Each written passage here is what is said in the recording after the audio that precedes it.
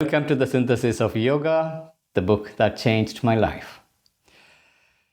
For those who are new, we are reading, studying in depth Aurobindo's The Synthesis of Yoga, the book that synthesized 5,000 years of yogic traditions and distilled it and gave us the integral yoga, a yoga of evolutionary future of humanity.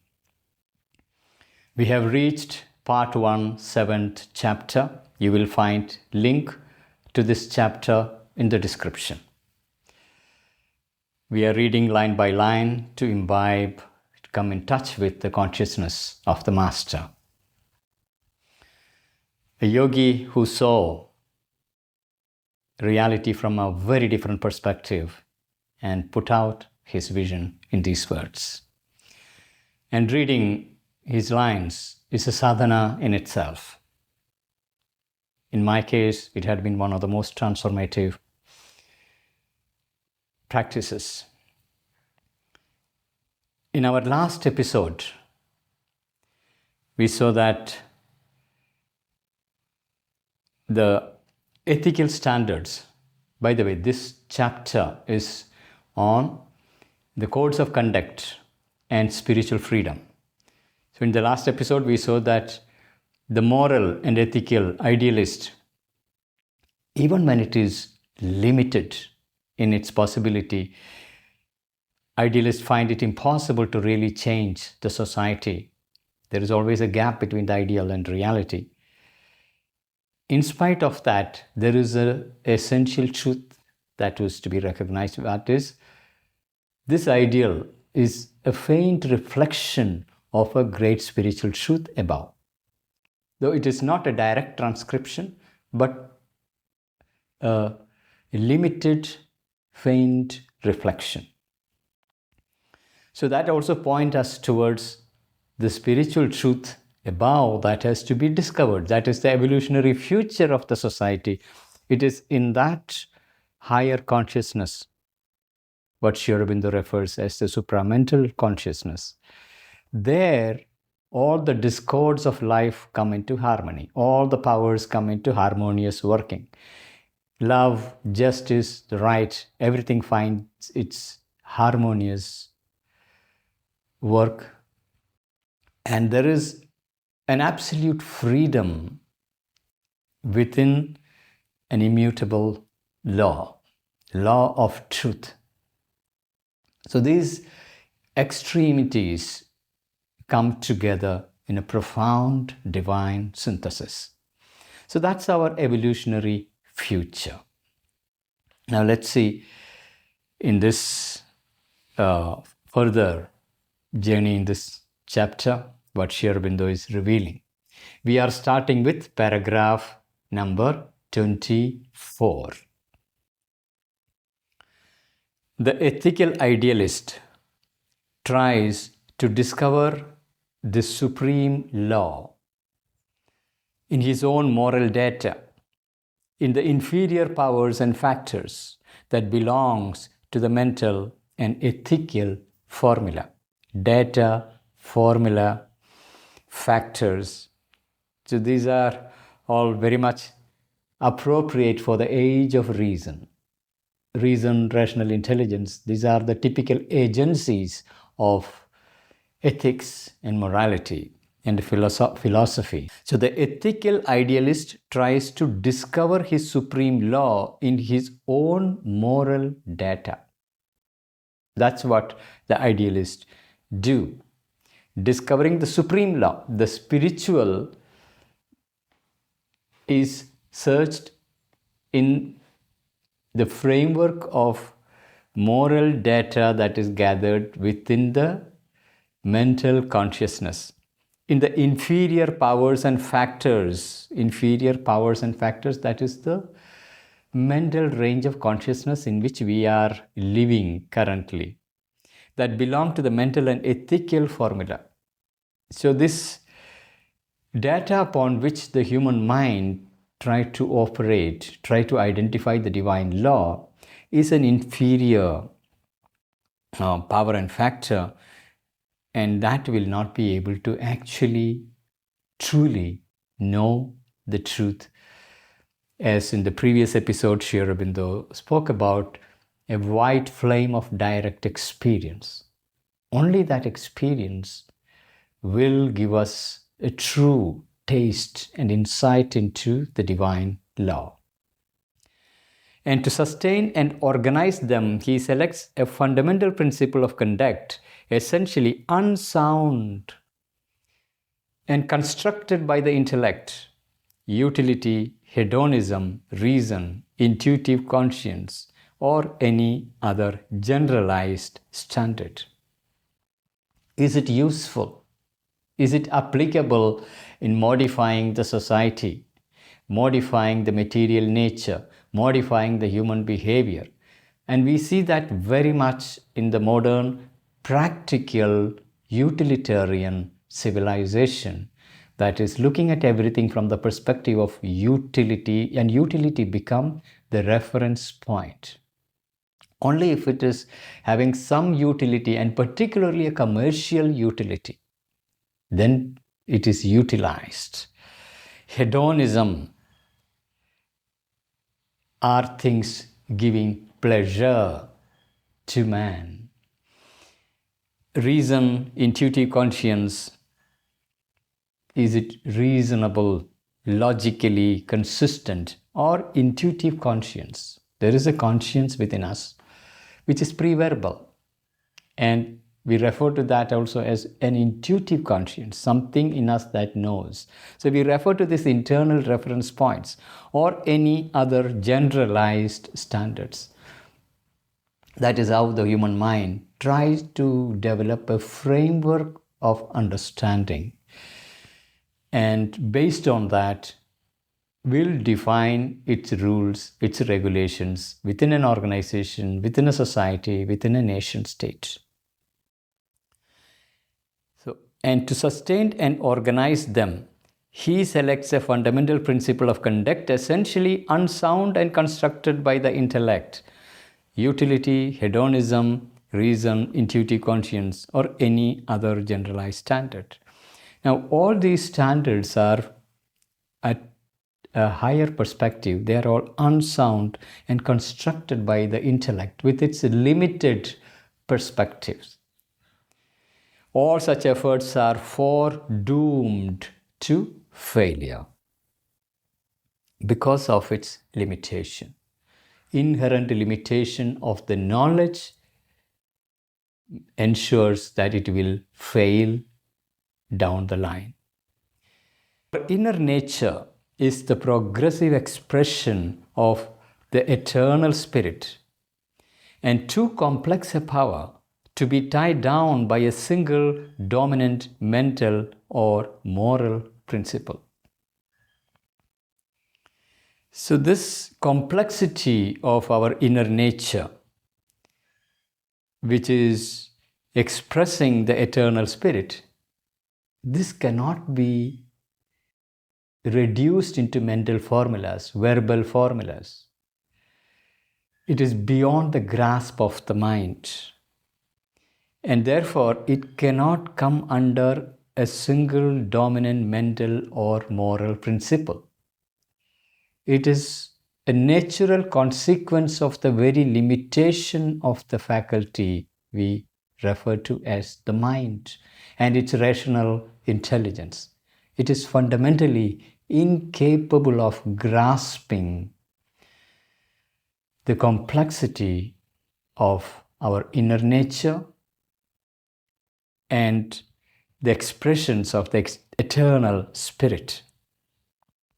Only the supramental consciousness can reveal to its differing and conflicting forces their spiritual truth and harmonize their divergences. So in the material manifest world and in our corresponding psychological mental domain, there is always the challenge of synthesizing divergences. So we see that one of the fundamental ways of looking at things from a mental perspective is to look at a thesis and an antithesis. There is always something that pulls in one direction, the other is pulling in another direction. Now, synthesizing two opposing tendencies is hard enough. But when it comes to an incredibly complex expression of the eternal spirit with way too many things pulling in different directions, mind gets paralyzed. It will fall into sort of analysis paralysis and incapacity to deal with the deep complexity. And it cannot synthesize, it cannot unify. And that is a limitation. There are way too many divergences, and this can be resolved only by faculty of consciousness that is way above the mind and its range and possibility, the supermind. There, these divergences, contradictions, conflicts, everything fall in place as a part of a larger harmonious whole within which the multiplicity is manifesting and progressing individually and collectively. Only the supramental consciousness can reveal to its differing and conflicting forces their spiritual truth and harmonize their divergences. This is the fundamental reason why Sri Aurobindo goes on insisting that we cannot resolve the challenges of a divine life on earth by staying at the mental level, because the mental consciousness fundamentally is incapable. We need to ascend the higher ranges of consciousness and arrive at supramental consciousness. That alone can synthesize all the contradictions of life. Otherwise, we do see the spiritual traditions unable to synthesize this diversity, stressing different sides, saying on one side, saying the world is dukkha, samsara, and what is real is emptiness, nothingness. There is a way to go beyond it. Another philosophy would say the world is nothing but Maya. What is real is the eternal Brahman. Scientists would say this material nature alone is real. Spirit is just a fantasy in the human imagination. So the human mind tends to break things into these pockets and these contradictions. We see historically these debates going on between various schools of yoga, various schools of science and spirituality. So there is this fragmented knowledge held by various groups of humanity, claiming that one particular body of knowledge is the ultimate, and there is a constant conflict. And all this can end only when we are able to ascend to a higher consciousness, which Sri Aurobindo refers to as the supermind. The later religions endeavor to fix the type of a supreme truth of conduct, erect a system, and declares God's law through the mouth of avatar or prophet. This is what religions does. They claim authority using the name of an avatar or a prophet and say this is God's law and it is fixed forever. Do not question, just follow. That is what the religions does. So the later religions, it's important to note that later religions, the very early stage of humanity, pre-rational stage of humanity, there were no religions as we know it today. They were more directly in touch with nature, forces of nature, consciousness that is operating behind nature, a conscious union with those forces, understanding of those forces.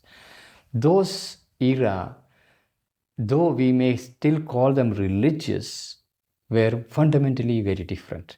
It is when the age of reason, mind developed, and ethical codes of conduct began to emerge, and when the individuals who access some or other higher ranges of consciousness declared and gave some rules and regulations and laws, these were becoming eventually religions. So, religious founders. Islam has its founder, Christianity has its founder, based on single personality. These things is where it gets frozen. There is no more chance for further evolution of revelation of the divine truth. So the later religions endeavors to fix the type of a supreme truth of conduct, erect a system and declare God's law through the mouth of avatar or prophet. Avatar is again an Indian notion, and we do have avatars as Sri Krishna, Sri Rama, and fixing the teachings at a certain level. And we have seen one thing in India we see is across centuries there had been always realized masters who would reinterpret the ancient truth, give it new forms that kept the rigidity from fossilizing and stifling the society. Even when there was earlier avatars, there was always space for new realization and new expression so that the ancient truth is never fossilized, and there is endless variety of interpretations, possibilities. And yet, within that space, you will see religious fanatics in every religion, whether it is in Hinduism, Christianity, Islam, Buddhism, everywhere, things get frozen because a particular master said so. A particular mouth of God said so. Now, Buddha has spoken certain things, and now that gets frozen and it becomes fossilized framework that cannot progress. These are the challenges that religions bring in. The later religions endeavor to fix the type of a supreme truth of conduct, erect a system and declare God's law through the mouth of avatar or prophet. So it's very important to recognize the difference between the original master and the religions that came out of it, and to go back to the source experience, finding the right methods to arrive at the experience. That alone will rejuvenate truth.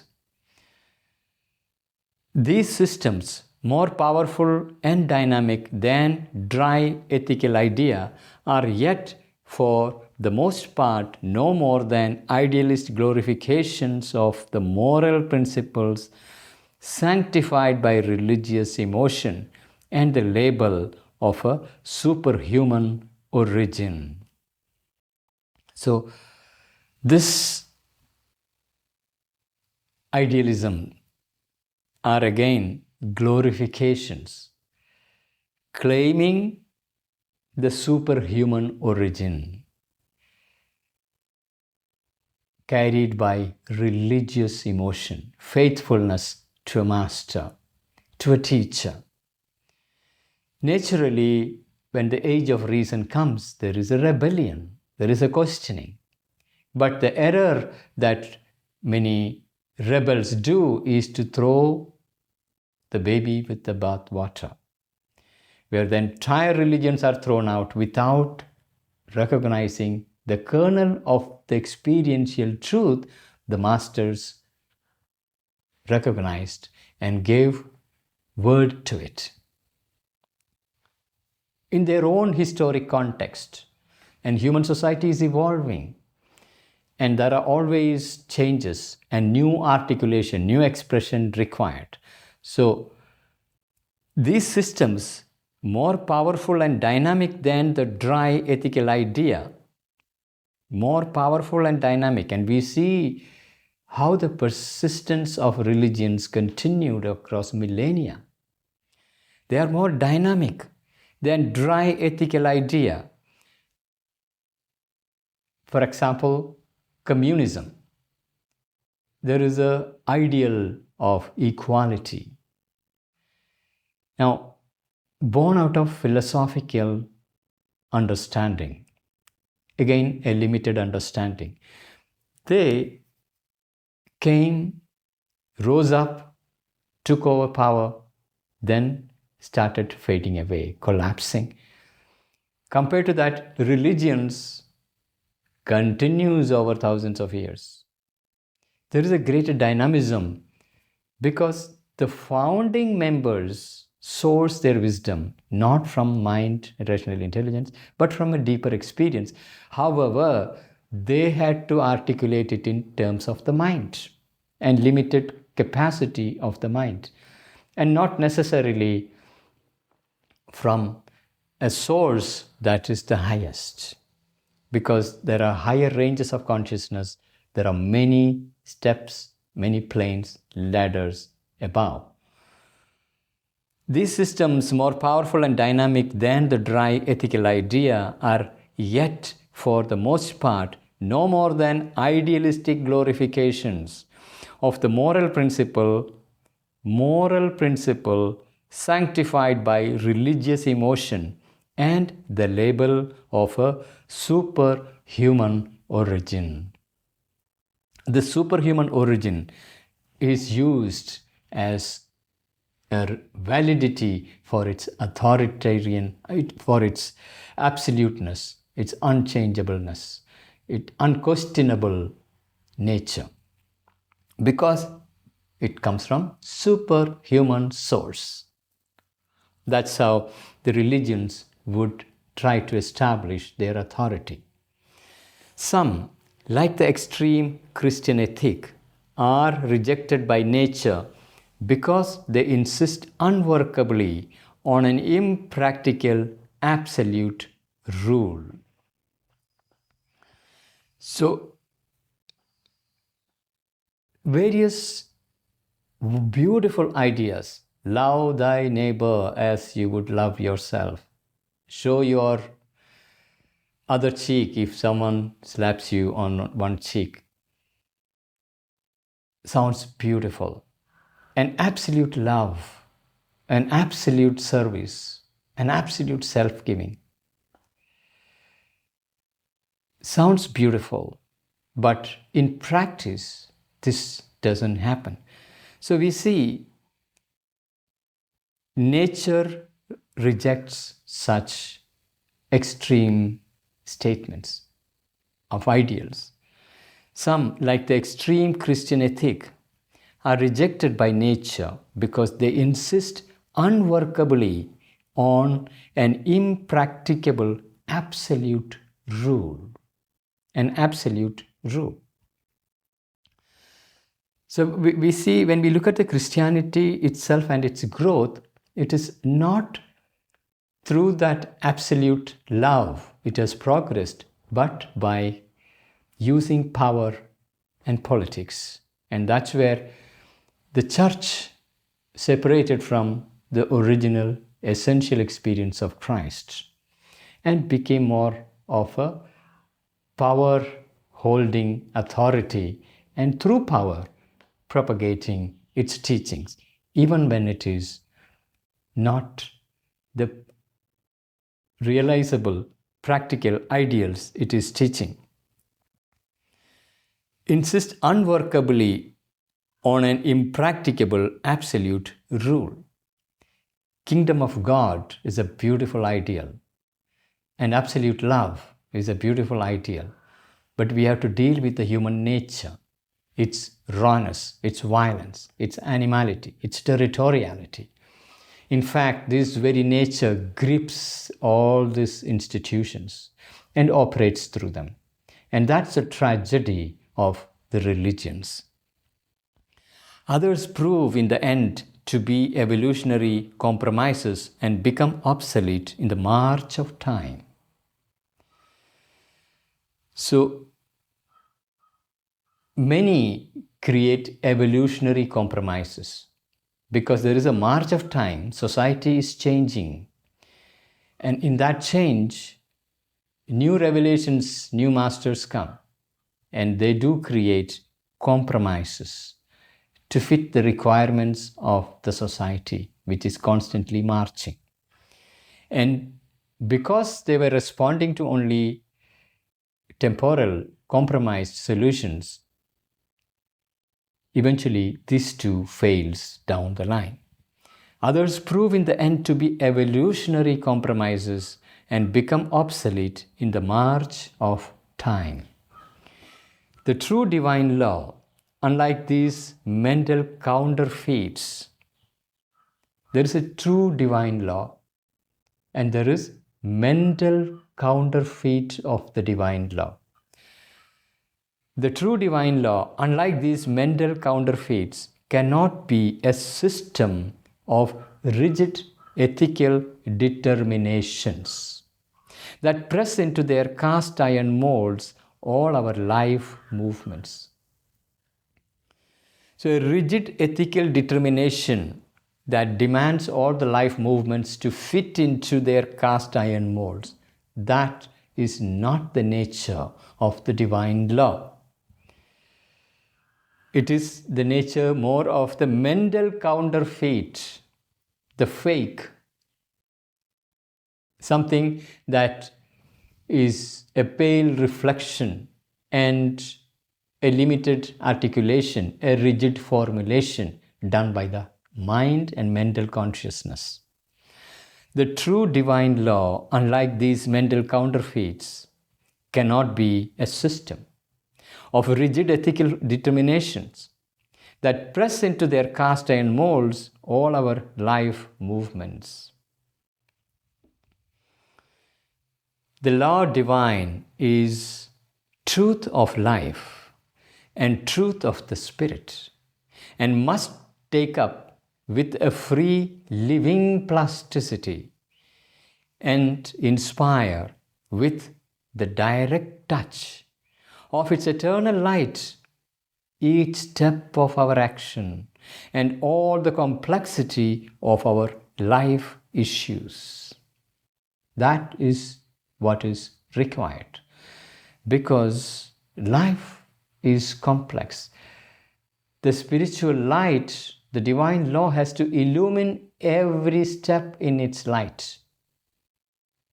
Not an interpretation, but a direct illumination of the greater light. And for that to happen, we must grow into that consciousness, ascend into that consciousness, establish in that consciousness, live in that consciousness. Only from there, its light and inspiring force can be transmitted, and illumination of its light pour into every step and move the forces of nature. And there is an inspired movement, harmonious movement that arises out of such an inner realization. There is no way out of that inner realization and an ascension into a higher consciousness. As long as we live in the mental consciousness, this is an impossibility. We are constantly trying to interpret each and every step because of the complexity of life. Every context is unique. Every problem is unique. And we cannot use a fixed system of standards and references as a means to resolve these nuanced expressions. When we use it, it will stifle the expressions of the life, expressions of the spirit. Between life and spirit is the mind and its rigid mental rule, which has to be replaced by the inner, higher realization of a divine consciousness. So the law divine the law divine, capital L, law, it's an immutable truth, yet of utmost plasticity. The law divine is truth of life and truth of spirit. It is at once a truth of life as well as truth of spirit, not just the truth of the mind. There are ranges and ranges of truth. There is truth of material nature. There is truth of life, biological processes. There is psychological truth. There is mental truth. There is spiritual truth. And all of them must be integrally, perfectly aligned. If mind alone in its narrow light casts its rules, its ethical formulas, it will not be able to contain the life nor the spirit. We see it happening with modern science. Modern science is using rational intelligence, but studying the material nature and discovering the truth of material nature, the laws of physics, the laws of chemistry, and progressing into laws of biology. But when it comes to psychology, we reduce psychology into physics, chemistry. That will not be enough. And we see already the human life on the planet is in turbulence. In spite of having so much knowledge of material nature, we see that psychological nature is breaking down. Our ecological system is breaking down. Even our economic system has become unsustainable and destructive. The material truth cannot contain other higher levels of truth. Forget about spiritual truth. Not even truth of life it is able to integrally or harmoniously handle. So now when we look at mental truth, philosophical truth, logically derived truths, these two are limited light. They cannot handle the complexity of life nor the freedom of the spirit. Therefore, the law divine is our ultimate refuge if we are to deal with the complexity of life where the spirit is progressively revealing itself in the material framework. There is an integral truth. The law divine is truth of life and truth of the spirit, and must take up with a free living plasticity, and inspire with the direct touch. This is what the spiritual truth does. It has the possibility of a direct touch and the power of inspiration. That is what true spiritual masters bring in. Their very presence inspires. There is a direct touch. A true living master who has established himself in a greater consciousness. There is a transmission that takes place. There is an inspired force that enters. There is an illumination that takes place.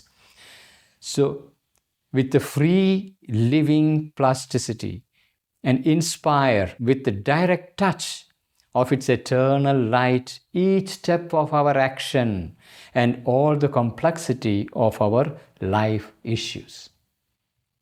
And we see such an example in the Bhagavad Gita, where Arjuna was facing the Dharma Sankata, the conflict of values. On one side, there is love and care for the family. I want to serve my family, people, all that.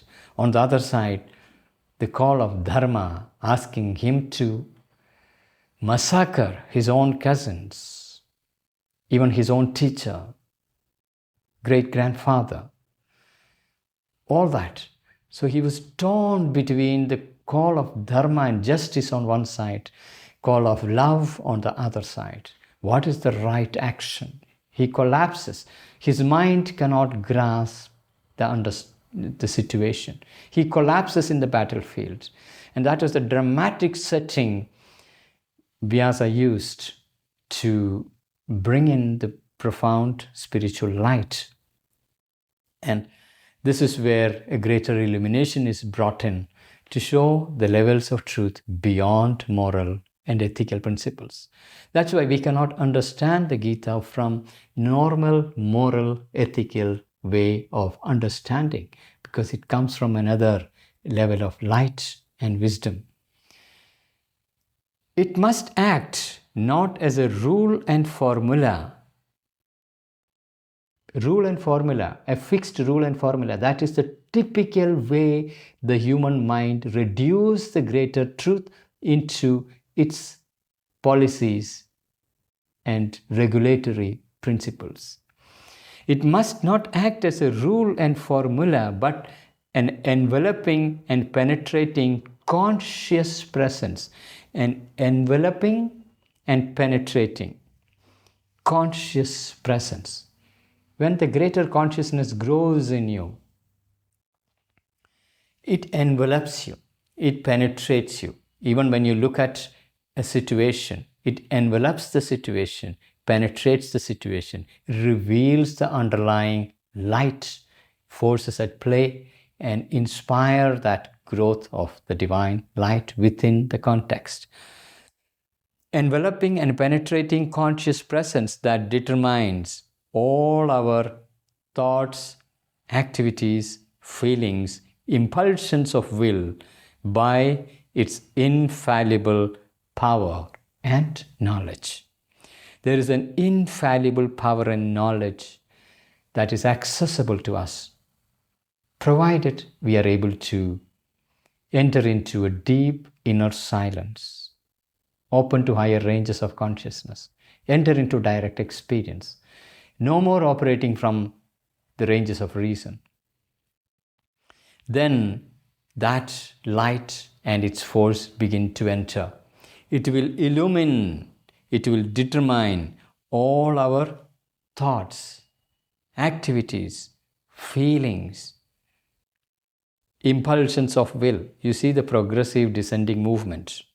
Thoughts happening in the mind, activities, whether it is mental activity or physical activity, feeling coming to the heart, impulsions of will, the force that propels the dynamic energy, moving your entire body into action, impulsions of will, by its infallible power and knowledge.